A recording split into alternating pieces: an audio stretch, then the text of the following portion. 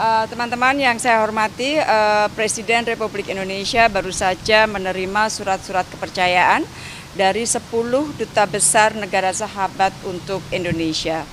7 duta besar berkedudukan di Jakarta atau kita sebut Residence Ambassadors, yaitu Amerika Serikat, Brunei Darussalam, Bulgaria, Kuba, PNG, Tunisia, dan Rusia. Sementara 3 duta besar berkedudukan di luar Jakarta atau kita sebut non-resident ambassadors, yaitu Lituania berkedudukan di Singapura, Makedonia Utara dan Republik Slovenia berkedudukan di Canberra. Rekan-rekan, Indonesia memiliki hubungan yang baik dengan 10 negara tersebut.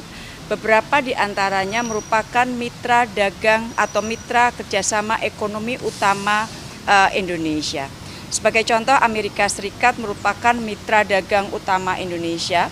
Nilai perdagangan kita sudah lebih dari 34,5 miliar US dollar tahun lalu dan kita mengalami surplus yang cukup besar. Sementara perdagangan dengan Rusia tercatat lebih dari 3,3 miliar US dollar. Dan kalau kita lihat 10 negara tersebut, 7 dari 10 negara tersebut kita memiliki total perdagangan bilateral di atas 100 juta US dollar, kecuali dengan Kuba, Lituania, dan Makedonia Utara. Dan kalau kita lihat lebih jauh dari 10 negara tersebut, Indonesia mengalami surplus perdagangan dengan 7 di antara 10 negara tersebut. Nah, di samping itu teman-teman ada beberapa catatan yang dapat saya sampaikan, misalnya dengan Amerika Serikat, sekarang ini kita sedang mencoba mendorong dapat melakukan negosiasi mengenai Critical Mineral Arrangement dan perpanjangan Generalized System of Preference atau GSP bagi Indonesia. Dengan Tunisia sekarang kita sedang mencoba menyelesaikan perundingan Indonesia-Tunisia Preferential Trade Agreement. Kita rencana kalau dapat tahun ini sudah akan selesai. Dan kalau Preferential Trade Agreement dapat diselesaikan, proyeksinya kenaikan ekspor kita dapat mencapai 32,82%. Dengan Rusia kita sedang mendorong penyelesaian perundingan Indonesia Eurasian Economic Union Free Trade Agreement atau Indonesia EAEU FTA yang tentunya juga akan dapat mendorong peningkatan perdagangan Indonesia dengan Rusia dan negara anggota EAEU. Dengan negara anggota UE ada Bulgaria, Lituania, Slovenia. Kita sedang mendorong penyelesaian negosiasi Indonesia EU Comprehensive Economic Partnership Agreement atau sering disebut CEPA.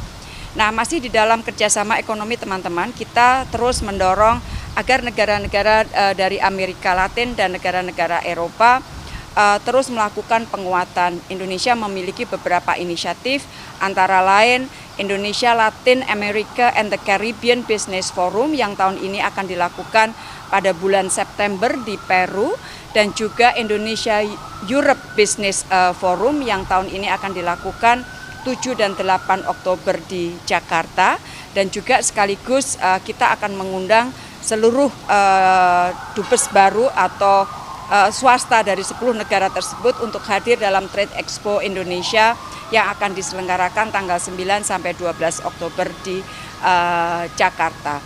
Selain itu tentunya dengan 10 negara tersebut kita akan bicara mengenai kerjasama dalam pariwisata, konektivitas, pembangunan IKN, dan lain-lain. Sementara dengan PNG, negara tetangga dekat kita, hubungan kita sangat baik, tidak hanya bilateral tetapi juga dalam konteks Pasifik, karena PNG memiliki peran yang cukup penting di Pasifik, dan teman-teman tahu bahwa Indonesia ingin memperkuat kerjasama kita di Pasifik. Dan tahun ini juga merupakan tahun yang istimewa bagi Indonesia Brunei, 40 tahun hubungan diplomatik, 75 tahun dengan Amerika Serikat dan 75 tahun dengan Rusia. Jadi sekali lagi itu yang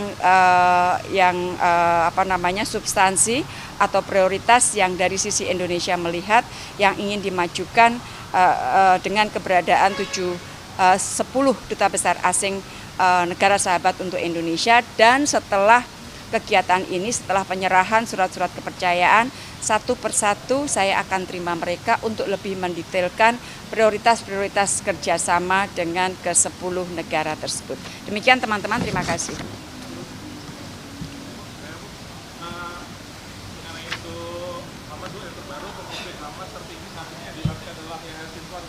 Tanggapan Indonesia selaku yang mendukung perdamaian Palestina ini bagaimana, Bu? Jadi kita fokus kepada upaya penyelesaian perdamaian. Ya, dari kita jelas bahwa kita terus pertama kita mendorong agar terjadi ceasefire. Yang kedua, kita terus mendorong agar bantuan kemanusiaan dapat dijalankan, dapat dilakukan tanpa adanya hambatan. Yang ketiga, kita terus mendorong agar dapat tercapai perdamaian yang berdasarkan two-state solution. Jadi kita tetap fokus, fokus kita akan kita jalankan terus. Dan hari ini saya juga akan menerima ada delegasi dari Palestina yang akan ketemu saya. Mereka adalah tamu dari PBNU dan sore ini jam pukul 3 saya akan menerima beliau dan kembali akan menegaskan dukungan Indonesia terhadap perjuangan bangsa Palestina. Jadi fokus kita jelas dan kita juga berada di depan untuk membantu misalnya negara-negara lain agar mendukung keanggotaan Palestina di PBB, mengakui Palestina, kemudian bagi UNRWA untuk dapat bekerja karena banyak sekali gangguan yang dialami oleh UNRWA yang dimana Indonesia mengatakan bahwa UNRWA perannya masih sangat penting untuk membantu para pengungsi Palestina. Ya. Jadi pertama korban meninggal tersebut beliau sedang berada di salah satu hotel yang terbakar dan beliau dari keterangan medis dikatakan bahwa beliau banyak sekali menghirup asap akibat kebakaran tersebut. Dari pihak Indonesia, dari pihak kita Kemlu sudah berkomunikasi dengan pihak keluarga dari Kemlu dan juga dengan duta besar kita di Dhaka. Terus melakukan komunikasi untuk bagaimana dapat melakukan evakuasi sebaik mungkin. Hal yang sama kita juga lakukan dengan Libanon, dengan WNI kita yang ada di Libanon. Kita sudah tetapkan Libanon sebagai siaga 1 sehingga upaya untuk melakukan atau komunikasi untuk melakukan evakuasi sudah terus dijalankan. Beberapa kali dengan KBRI kita di Dhaka sempat mengalami masalah komunikasi karena dalam beberapa kali tidak bisa dihubungi, tetapi beberapa hari ini sudah dapat berkomunikasi dengan baik. Terima kasih teman-teman, selamat hari ulang tahun ASEAN. Untuk London, 17. Untuk London, jadi London mungkin kita selalu WNI ya, jadi kita selalu begitu ada satu masalah, kita locate WNI ada di mana, terus kemudian dari pihak kedutaan besar kita di London memberikan laporan atau sebelum memberikan laporan tentunya mereka melakukan kontak dengan WNI kita terutama di daerah sekitar yang terdampak. Untuk mengetahui apakah WNI dalam kondisi aman atau tidak. Sejauh ini laporan yang saya peroleh dari duta besar WNI dalam kondisi aman. Jadi itu sudah merupakan protap kita, otomatis begitu ada masalah di satu titik langsung dikontak dan hotline juga terbuka. Terima kasih teman-teman, terima kasih.